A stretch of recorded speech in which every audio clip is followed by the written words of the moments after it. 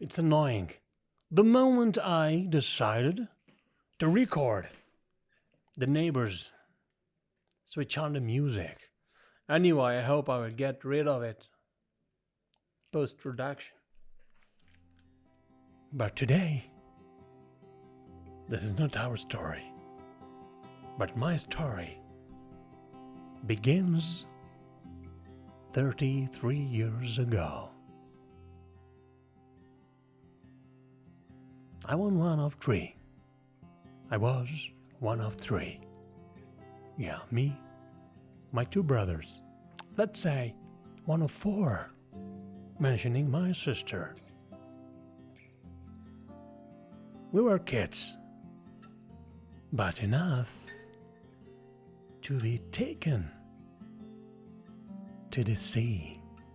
You know, every father likes to teach their kids how to swim. But there was something missing. We did not know. We had no idea about it. Something that my mother spelled. One day she said, "You don't know a thing. Do you know that your father is a hunter?" She used that word. And we had no idea what she's talking about at that moment. And she said, "He hunt fish." Then kept wondering, is that something interesting we should know about? Moments later, I think days later, she started talking about it, because he used to take us to the beach. A very rocky beach. And we started learning how to swim. That was summer. That's why that comes to our discussion at home. We were young, but enough to understand, or at least start to comprehend what was going on. She said one day on dinner table to my father, "Why don't you get back to hunting?" And he was like, "Please don't." Meaning, do not mention that here with the kids. Every father is afraid to teach his kids something adventurous, something dangerous, something can be included in a life-threatening sports. Then we start wondering and asking questions. What kind of hunting he does? Then my mother spelled it again. Rather is not an ordinary. He's not a villain, obviously. He's not a superhero. But he's a spearo. Well, years later I have decided to write a book and call it "My Father is a Spearo." Sounds good, right? I haven't started that yet. Maybe once I retire from most parts of this life. So, we start asking Father to tell us about it. What is that? What have you been doing?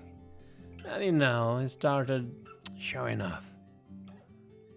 I did that, I know that. And I kept wondering why you stopped.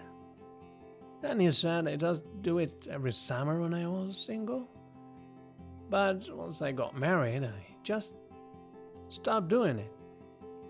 Then we kept asking again, "Why don't you do it again?" I said, "Come on, no. I'm too old for that. Really, he was a good Spiro. Then mother started to tell us, I remember the day you brought a big fish, and you started mentioning the names. Yeah, that huge grouper of 32, I think 32 or 23 kgs. Then wow, we started looking at him like real hero. Yeah, the hero Spiro. And he started talking about it long and long and long, and mentioning the names that we don't know in the town. They were really elite Spiros out there. And, we started going to that rocky beach and start learning how to swim first. Days after days, weeks, months, he gave us a stick, metal stick, and said, go and find something. He gave us a mask and a snorkel. And then we started discovering a new world. A huge new world. That moment did not stop until this one. It was a very long, interesting, beautiful, incredible journey. Then days after days, we asked him again, why don't you start what you have been doing all the time? I want to see you, Spiro. I want to see you bringing up these fish my mother used to talk about. In the process, we started learning the names of fish, what fish we should hunt, what fish we don't. Some of them were very dangerous, like the rockfish, it's very poisonous, and we got hit sometimes, we cried, we got sick. And that process was painful and interesting, very interesting. Then when he see us coming up from the sea under his eyes, watching us all the time, with some octopuses, some rockfish, and so on, he suddenly decided to get spear gun. I don't forget this. That day was one of the beautiful days I never forget. I even remember the details and the brand. Even the name of that spear gun I don't find these days. It's called Nemrud. See, Nemrud. The gun was, with character, personality out there. I remember the moment he said, guys, let's go, because your neighbor, one of his friends, he was one of the elite Spiros in town. We went to his house and to his home, and we knocked the door. We called his name, and he came out with spear gun. The first I have seen since I was born. And from that moment, we start going like every weekend. And my father starts coming back with fish all around his waist. The very classic fish string that days, when you have the line of the string around your wrist, around your waist, and the fish around, like the sargos, the groupers, and so on. It's magical. That time the sea was very healthy. There was a lot of fish. The clarity of water was magical, and we enjoyed every moment of it. I was out growing and growing and growing, but we were not too much into spearfishing because we were young, very young, going to school, and in winter we don't have the facility or the luxury to go spearfishing in in winter, we had no wetsuit. Never had one wetsuit when we were young out there. So we only do it in summer, like for 3 months, continuous 3 months. Then we take a break and come back the next summer, so on. We grew up until we got to university. And that time I wasn't very committed to spearfishing. I do it like once in a while. Until I knew a friend. He was a guitar player. He was a semi-professional guitar player, and we decided to go to the rocky beach. Just for swimming, nothing interesting. That time I had only a snorkel and a mask. So I took it along, just for snorkeling, to have a look to the underwater world. Suddenly, while I was snorkeling, I saw an octopus, a good-sized octopus. Then I just catch it like the old days. Not something interesting or something special or something just normal. You catch an octopus with your hand and turn his head upside down. And I gave it to my friend. He took it home and cooked it, and he loved the taste. He loved the journey as well. When we went into the mountain, going down, suffering with the adventure, getting mud in our feet and our boots, getting tired, getting thirsty. We fall, wake up, stand. He loved the adventure that he never had before. And the next day he came to me and he said,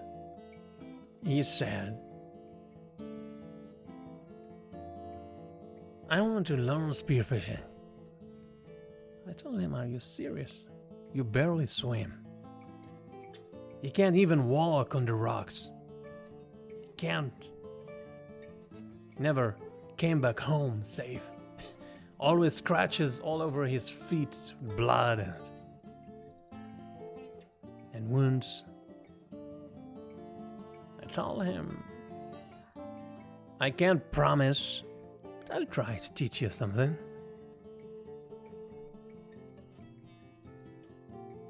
Then he said, I need equipment. Told him, of course, it's not expensive, it's something very simple. We'll find something for you for like $50 approximately. He said, whoa, that's too little. I did not expect that.